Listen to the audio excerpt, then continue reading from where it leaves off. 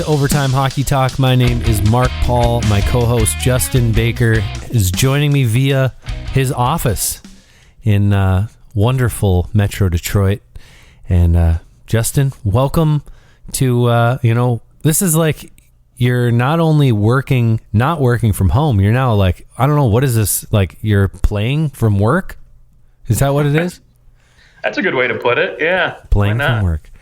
Well, on today's show, we are going to begin knocking out the Atlantic Division, our last division. Are we up against it. The first Atlantic Division game will be played in less than 2 hours. So, hey, we're going to get all these teams done. It's just, we'll be at the wire, and that's fine. We've already made all of our predictions for all the other divisions, and no games have been played yet. And as we record this on Wednesday, October 13th at like 5 p.m. So we're good in that sense. And we are going to start, we're going to do the Boston Bruins, Buffalo Sabres, Detroit Red Wings, and the Florida Panthers on this episode. And part 2 will be the remaining teams, the Montreal Canadiens, Ottawa Senators, Tampa Bay Lightning, and the Toronto Maple Leafs. So like the mostly Canadian remainders plus the Lightning. All right, Justin, we're jumping into the Boston Bruins. David Krejci retires.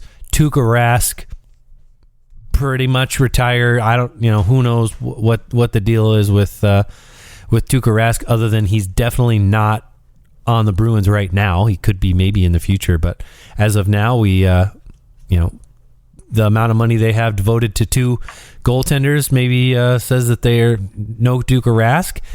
And they re-signed Taylor Hall, and that's like the Bruins for the offseason. Not a whole lot of craziness going on for the Bruins. Really, I guess Taylor Hall, their biggest splash, but losing their second-line center. What do you think of this team? Yeah, the question mark is definitely going to be, who steps up to fill in David Krejci's, absence, right? Because I mean, let's face it, when they brought in Taylor Hall last year, it looked like there was instant chemistry. They looked very, very good together. And I actually was kind of happy. I've always been a Taylor Hall fan. I felt bad for him in Edmonton and in New Jersey. And, was glad to see him get some sort of success, right, with Boston. He looked like he was getting back to that close to a point-per-game player. Didn't have the best playoffs, but, most of the Bruins didn't either. And now the question mark is who's going to fill in that number 2 center spot. And right now they've got Charlie Coyle penciled in to be that guy. But, at what point, do you say, do you basically, I mean, does he have a short leash at that position, right? Are they going to try to ride him out through the year? Or at some point do they, move up Eric Kala, Frederick, or maybe somebody else on this team to try to, fill that void? Yeah, I mean, that's hands down the biggest question mark for the Bruins, and really the reason why a lot of people are saying, maybe this is the year that the Bruins they take their step backwards. Like, eventually this team is going to age out their best players. Now, they did bring in Nick Foligno. Nick Foligno can play at the center position. He's kind of that like utility man. He can be put anywhere in the forward position. Always love those guys in fantasy. But, right. I mean, he's not going to go out and score you 20 goals. He's not going to produce in a big way.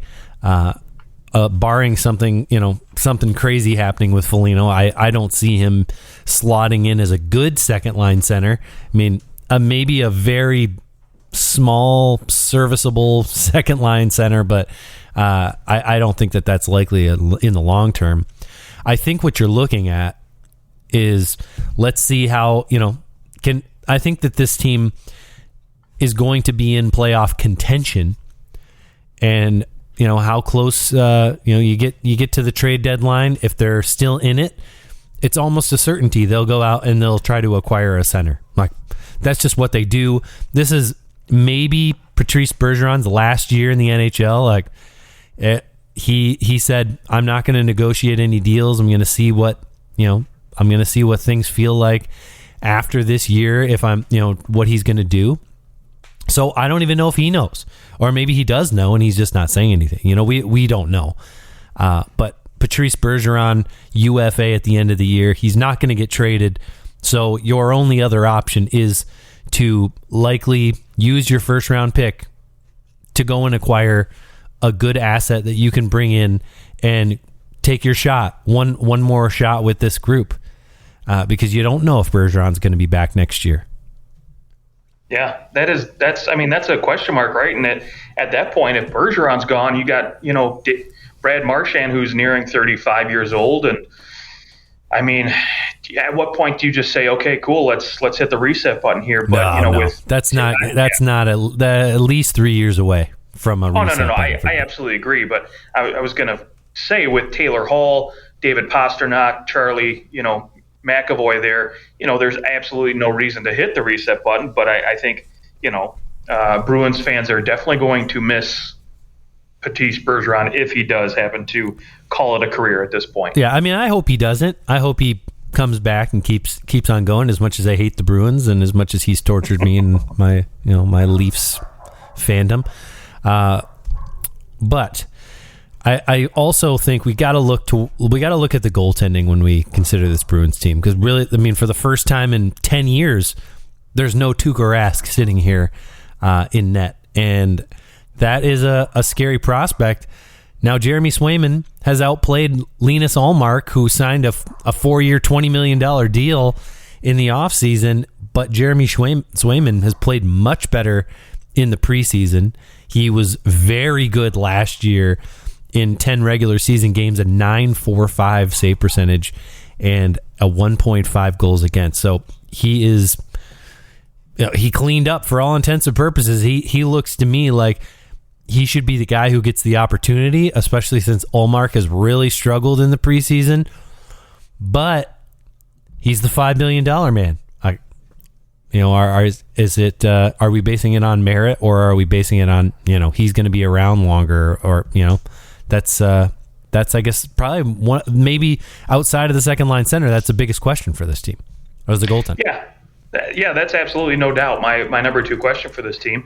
And I mean, I'll say it right now. I think Bruins fans, for all the shit they gave Tuukka Rask, for Game 7 mishaps, how he can't win the big game in the playoffs. I think they're sorely going to miss this guy, because don't get me wrong, I think Swayman will eventually be that number 1. I think Linus Ullmark will be a good 1A 1B goaltender for this team, but they're not going to. I don't think either one, in my opinion, anyways, either one of these goaltenders is capable of stealing a series per se.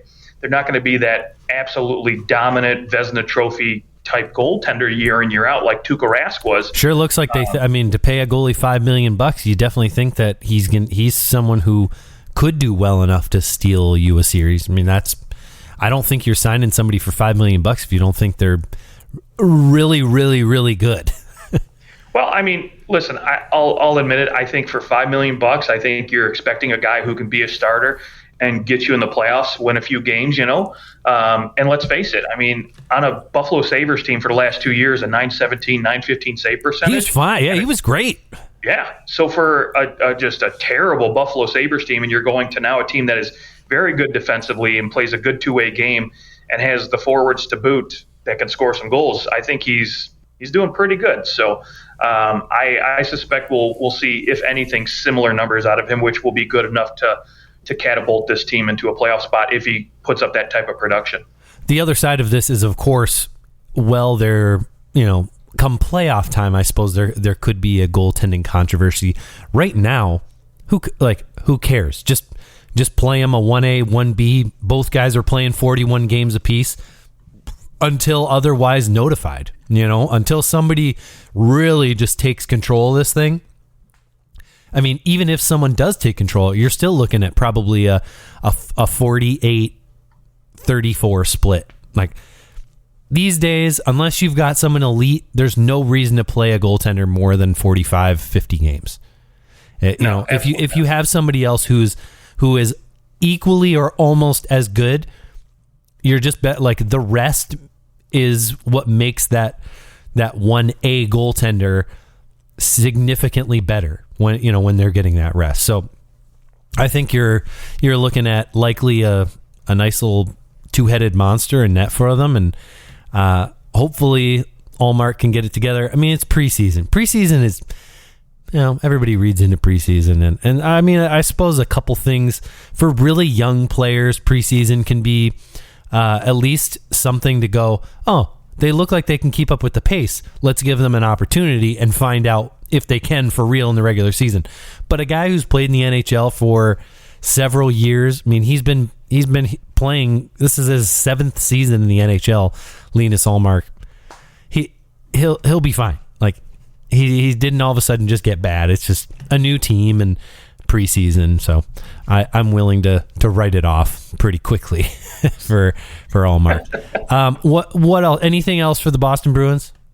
Yeah, I would like to say, with Charlie McAvoy being an RFA after this season, is he going to be a top 10 defenseman in this league this year? Yeah, I mean, because he could get $8-9 million if he is. Last year he was really on pace for 45 points, at least pretty close to it. And in the playoffs, he was more than a point per game player. All right, you're going to get paid if you can do that again. My guess is they're going to have to give him at least $8 million, right?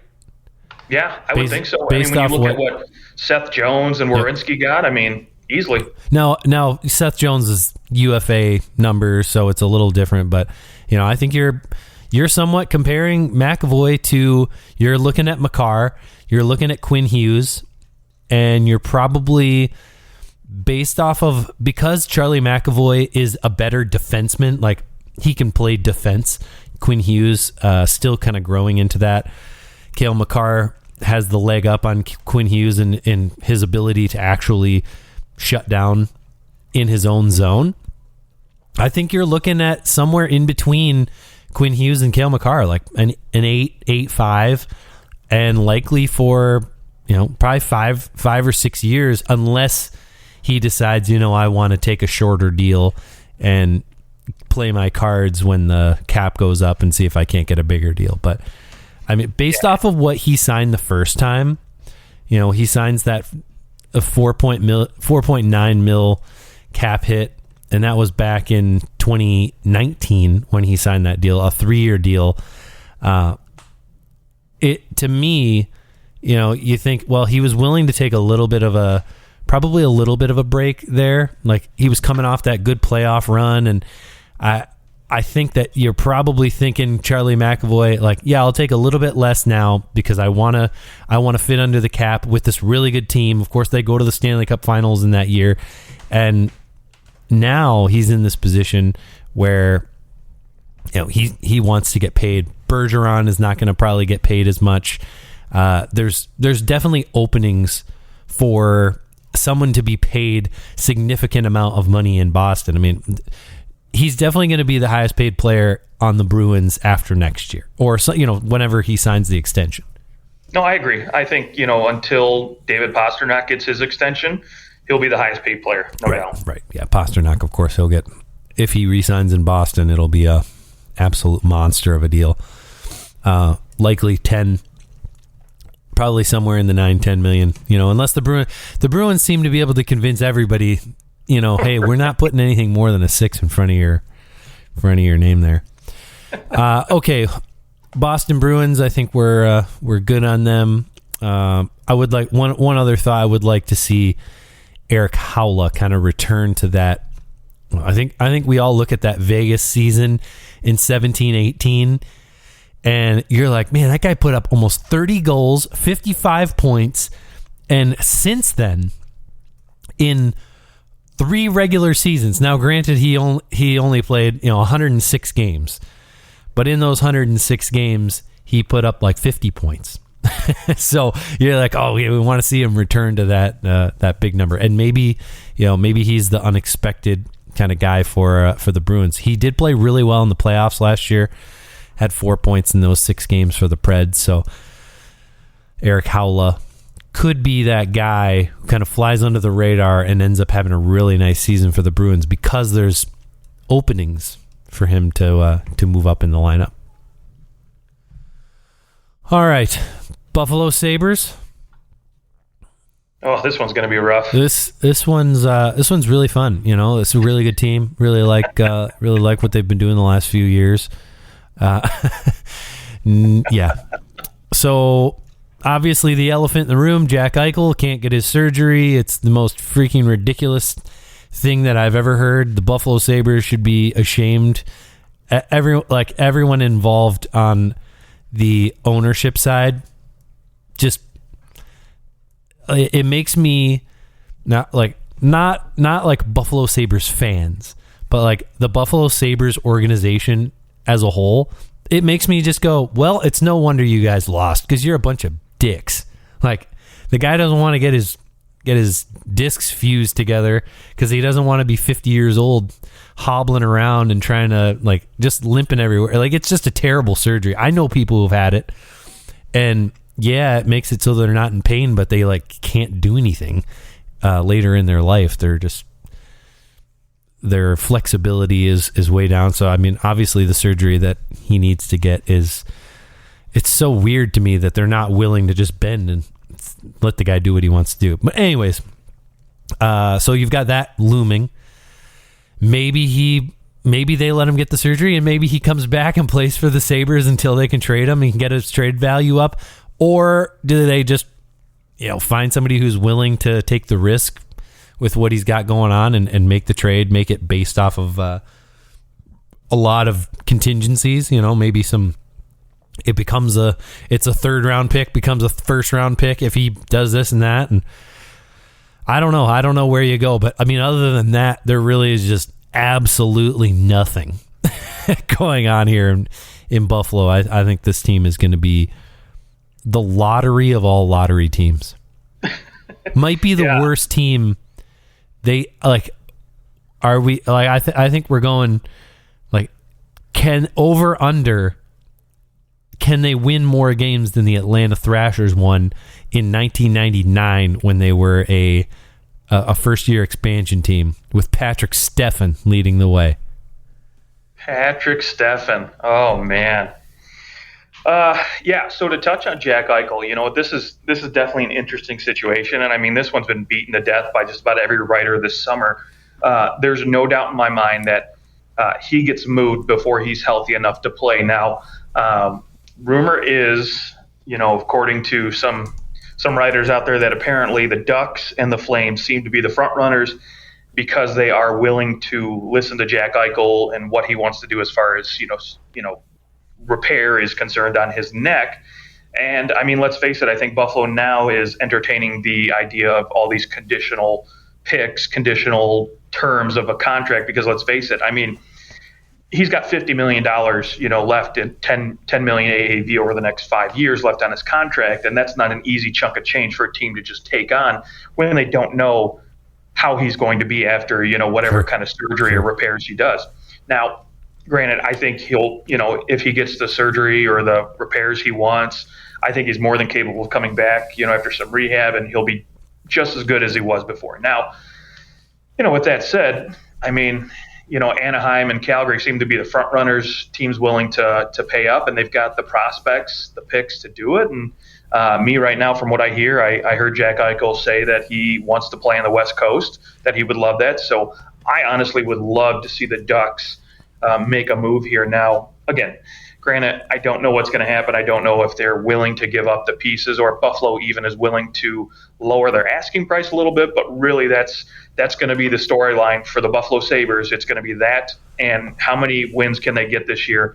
That's going to be the mantra all year long. I mean, you and I have talked about it ad nauseum, but they probably have the worst goaltending tandem in the NHL, and I feel bad for Craig Anderson, because this is a guy who has had a good career, is a good goaltender, seemingly comes out of retirement to be the starter for Buffalo, and is just going to get crapped on every night.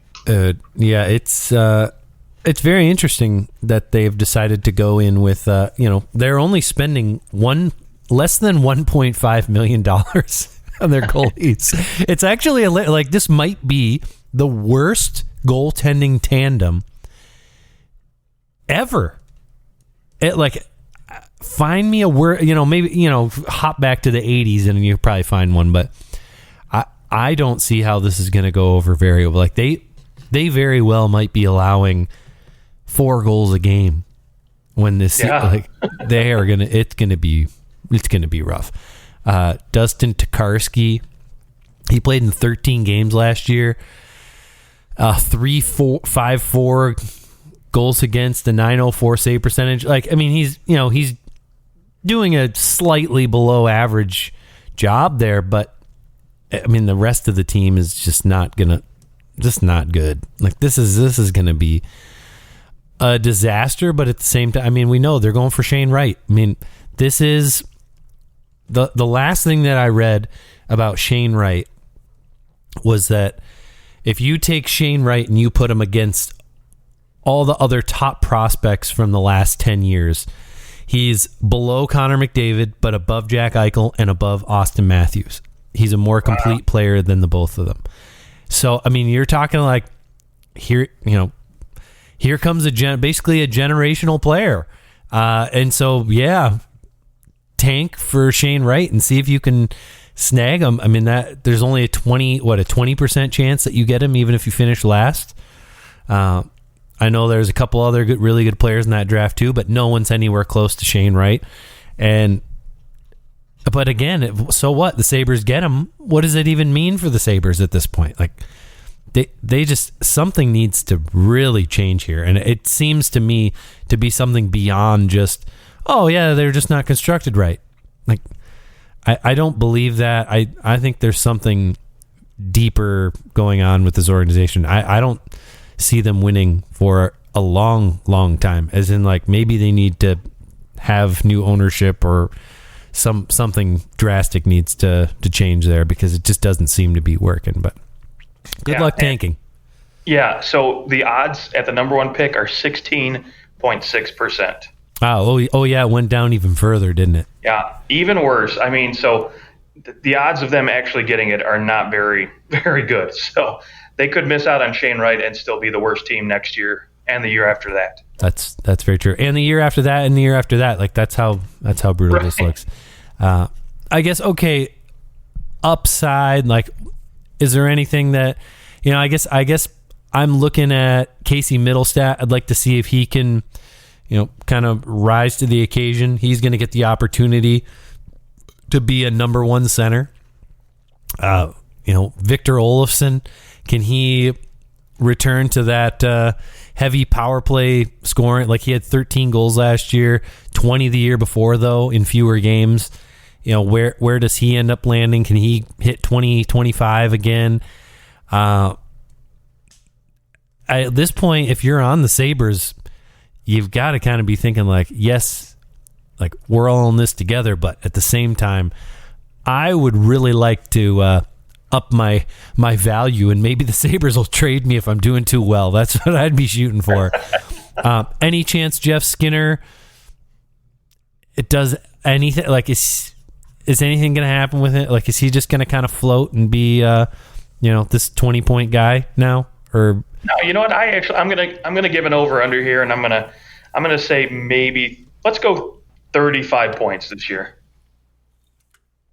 I could go 35. He literally has no one to play with, but exactly. Well, okay. Well, good luck to the Buffalo Sabres. Good luck to the fans. My recommendation, strong, like, find a girlfriend team. That's what you need. You might need 2 to make up for the season you're about to go through. So the girlfriend team all the way. Just, decide who you want to root for. Maybe someone on the West Coast or whatever, but someone in the Metro, so it's not so close to home. You can go out and find some team that you can root for. That's what I would suggest. Trust me, I'm a Leafs fan. I know all about girlfriend teams. All right. Speaking of teams that you might need a girlfriend team, the Detroit Red Wings are up next in our Atlantic Division preview. Justin, take it away. This is your team. Talk to me about your expectations for this season and how you see things playing out. Yeah. I mean, let's be honest. I was excited to get a full season of Vrana, and that was just cut short, right? Yeah, it's tough. Yeah, that's the storyline going in. It's going to hurt. 4 months, no Vrana. But on the flip side of that, the kind of silver lining in that roster spot available, now we get to see Lucas Raymond, right? The high-scoring draft pick winger, drafted number 4 overall in 2020. Now he's going to get a full-time spot on that top line next to Tyler Bertuzzi and Dylan Larkin. So he's going to have every opportunity to prove that he's worth that number 4 pick. And I think he's going to flourish. I think he's going to look great. Probably, I don't know, I'll go between 35 and 45 points for him this year, which would be, I mean, very, very good, all things considered. He's still 19 years old. So, maybe 15 goals for him, 20 goals would be great. We'll see how he does playing on that top line. Now, again, that's going to be the storyline with this team too, right? The young guys getting opportunities. Maurice Snyder, the number 6 overall pick, Yzerman's first ever draft pick, shocked everybody, right? Goes last year and wins Defenseman of the Year over in Europe. Looked very, very good. And so he gets, basically he's going to be paired up with Nick Leddy for the entire year on his right side. So good. I love it. I love him playing with Nick Leddy. Oh, it's a beautiful, like that trade to acquire Nick Leddy. So good.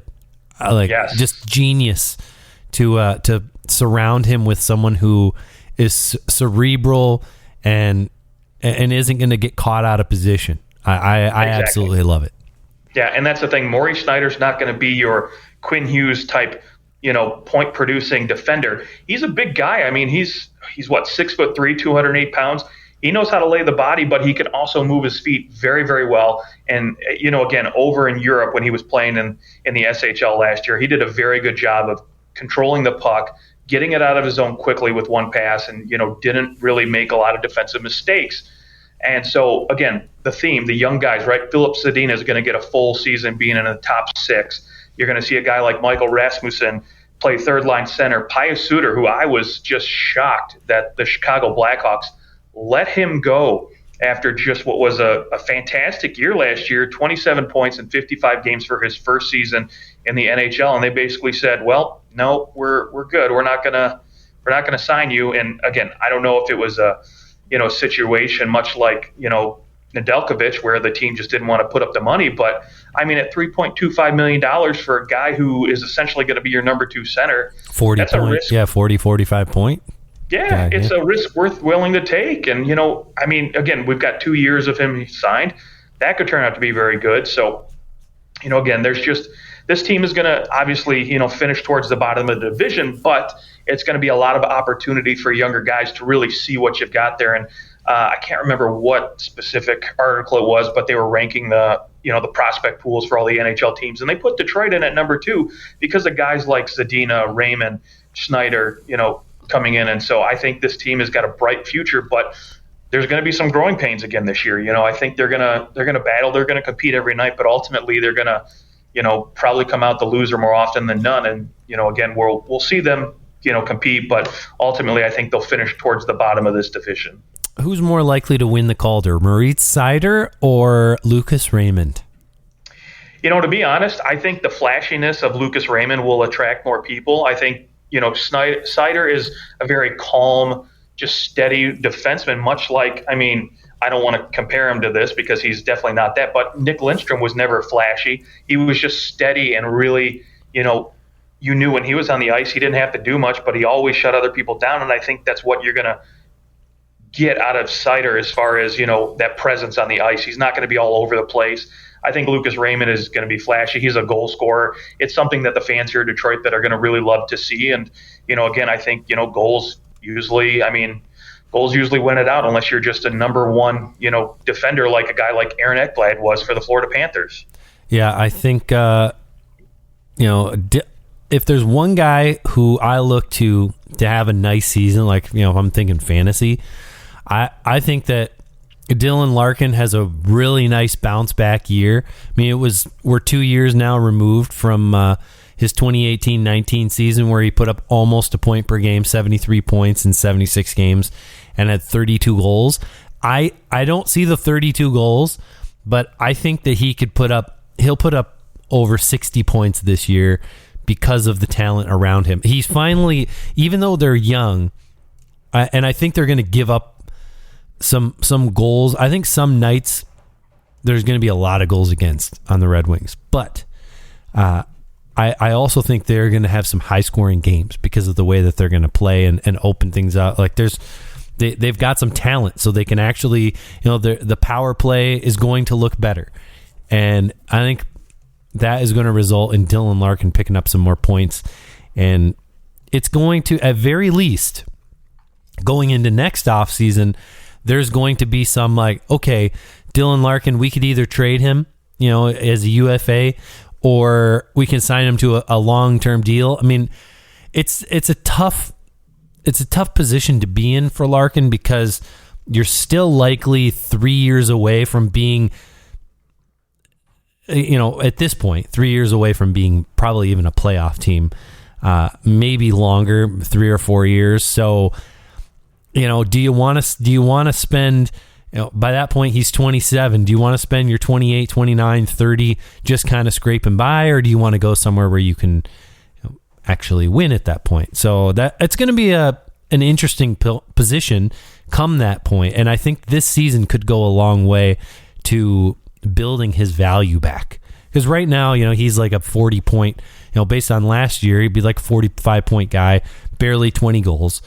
But if he can go have a really nice season, maybe it puts him in a position where Detroit says, we can get a lot for him, and it's worth giving him up. We'll see. Yeah, I mean, personally, Dylan Larkin is going to get an 8-year extension. I don't see him going anywhere. He's from Waterford, Michigan. He's a local kid. He grew up watching Steve Yzerman struggle. Well, I shouldn't say struggle because when he was born, they were already in the playoffs in '96. But, he's got that mentor, Steve Yzerman, of a guy who was a captain, who was with a struggling Red Wings team for so long before they finally hoisted the ultimate prize. And so I think, Larkin's got a good example of a guy to look to and say, okay, cool, I can tough it out.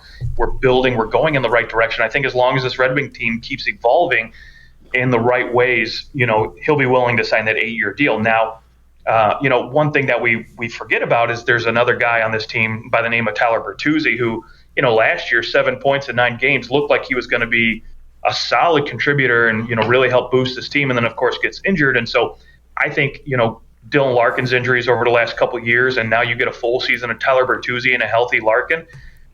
I think this top line is just going to be phenomenal to watch every night. Yeah, they're going to be fun. They're going to be fun. They're actually worth going and paying money to go see. Yeah.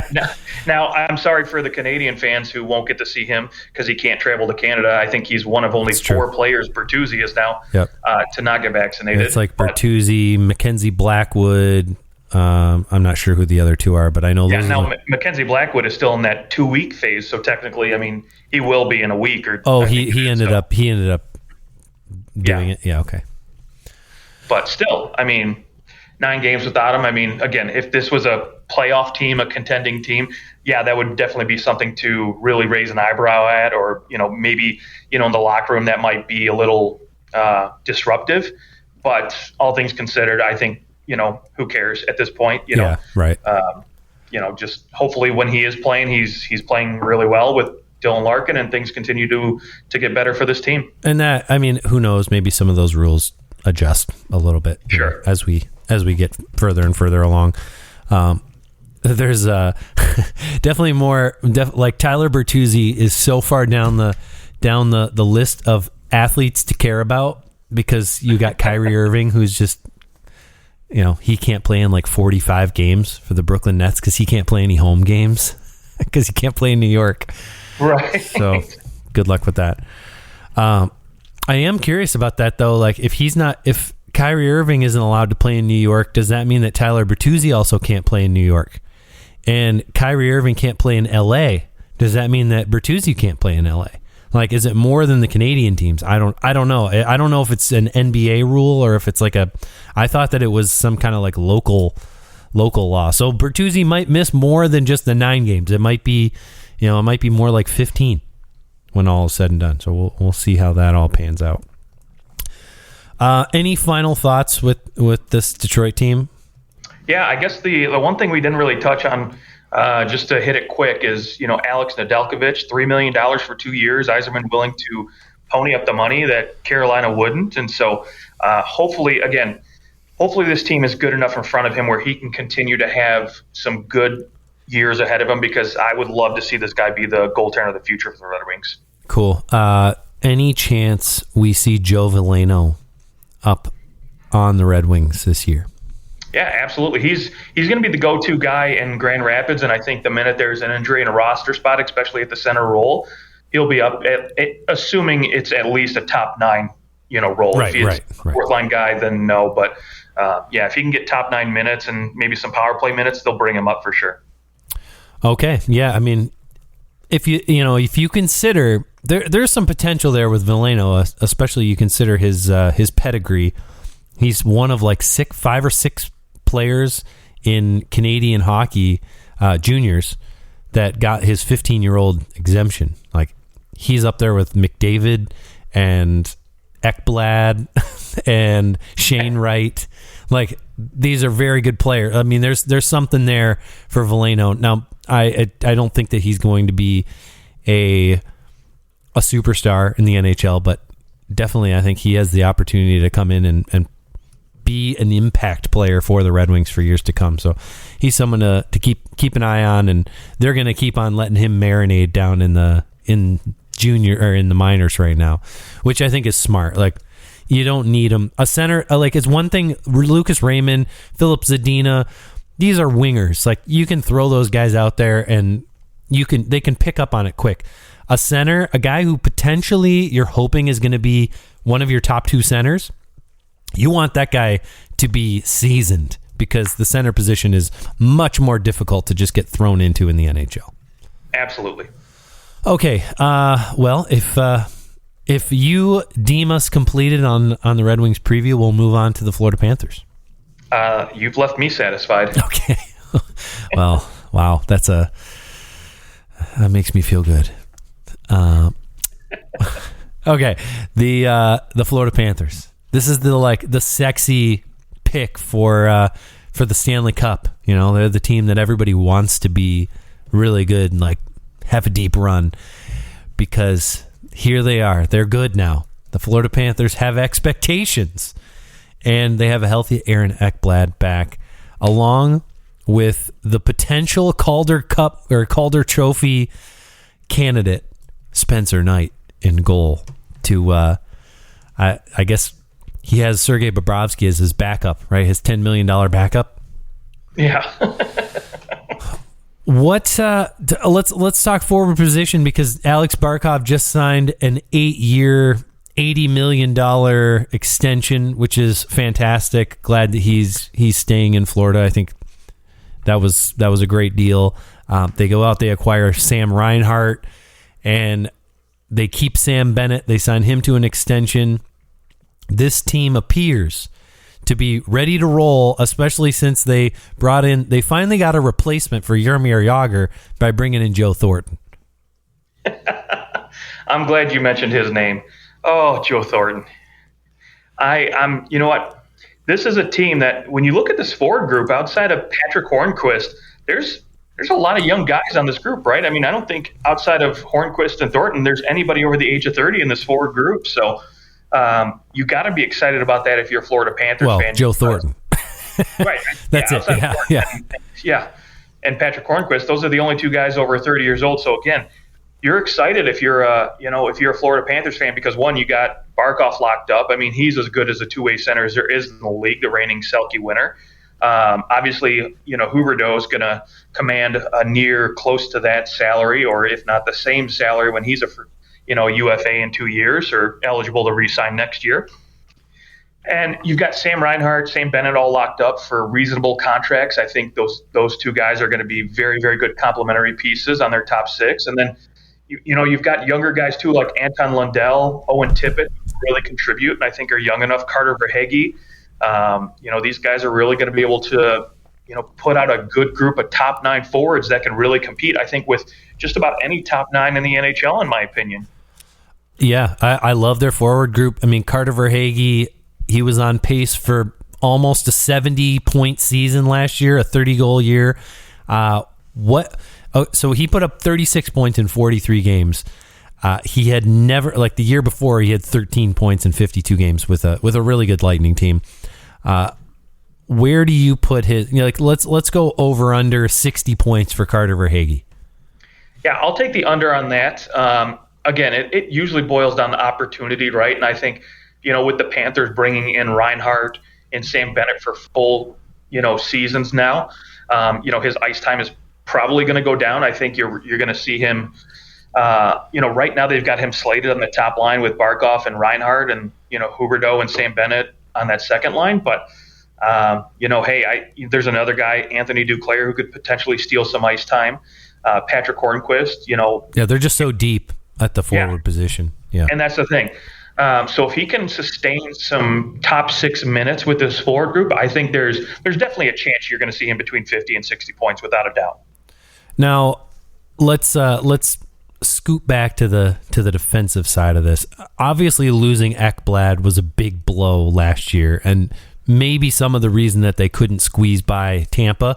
I mean, you add in Ekblad, the way that they were able to play against the Lightning in those 6 games. I mean, it's not out of the realm of possibility to think that with a number 1 defenseman added to that lineup, they would have been better, right? Like that's not that crazy of a thought. They no longer have Keith Yandel, and they re-up Brandon Montour, so not too much of a different defensive look. They acquire Olli Levy, but what are your expectations out of this defense? Like, who's going to play where? Because there's kind of a lot of maybe like number 4, number 5 guys behind Ekblad and Uyghur. Yeah, that's the question mark, right? Is who beyond those 2 guys is really going to step up and be your top guys? Obviously, you're going to see Uyghur and Ekblad out there together, probably close to 27, 28 minutes a night without fail. What I'm expecting is a guy like Brandon Montour, a guy like Olli Levy to really step in, that are going to be those 5 and 6 defensemen to really step up and, round out that depth a little bit more, because again, if they want to be successful, they need those guys to shut down other teams. They need those guys to really contribute and not just be, quick fillers to get, Ekblad and Uyghur a quick breather, really.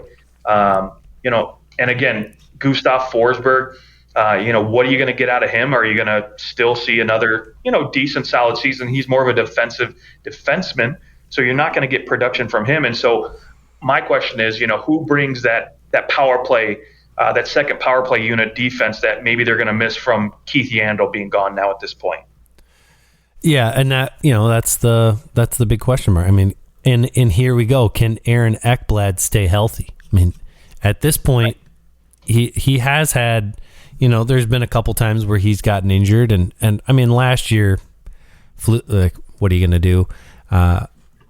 But if he can stay healthy, they're probably in a great spot. Like, defensively, they might not have the strongest defense, especially when you compare them to other teams in the Atlantic. I think that they're probably very comparable to the Boston Bruins. You've got your top guy, Ekblad, McAvoy. You've got your secondary guys like a Brandon Carlo, Matt Grzelcyk, and we'll compare those guys to Montour and Uyghur. And then you can kind of drop throughout the lineup, and you'll find guys who can play up and down. Maybe not the greatest 4 or 5 guys, but they'll get the job done because of the forwards up front and because of a team defensive structure.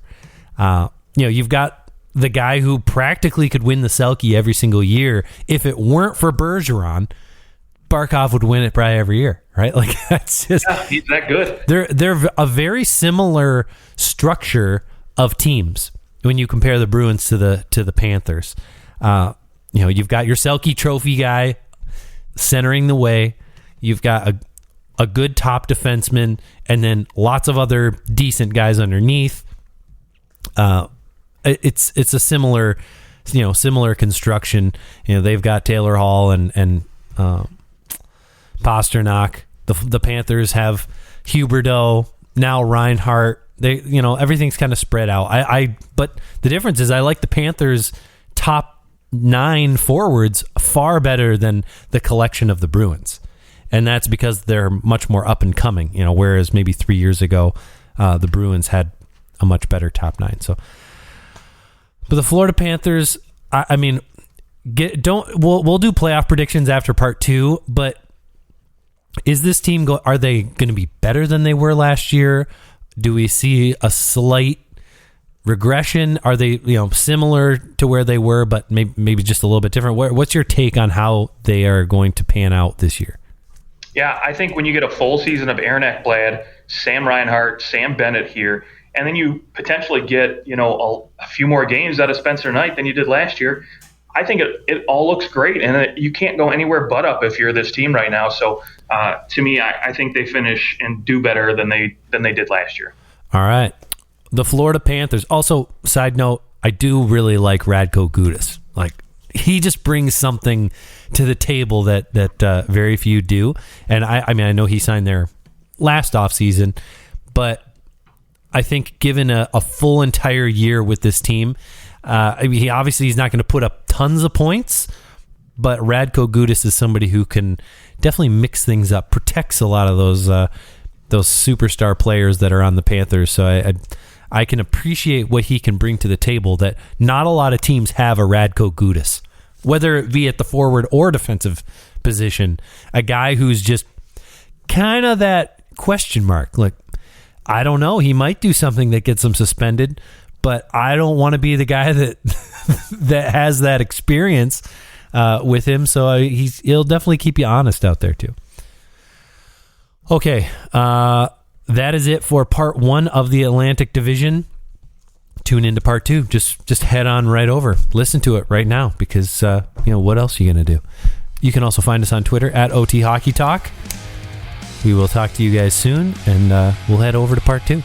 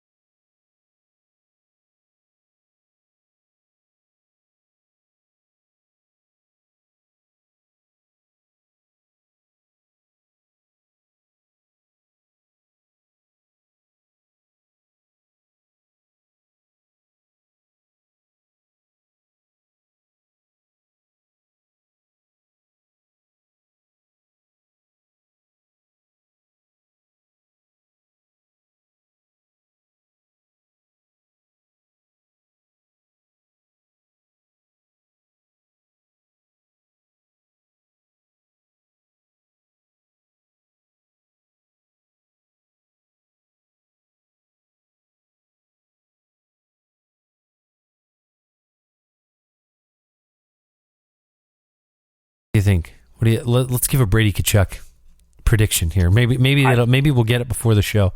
Are we thinking $7 million, $8 million? I think he's gonna get Pettersson money. I think is what he's gonna get.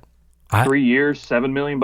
I'm wondering if he gets $8 million because you know why? Because the GM, of Ottawa comes out, Pierre Dorian, and he says we're no longer in a rebuild, and Brady Tkachuk's got to go, bro.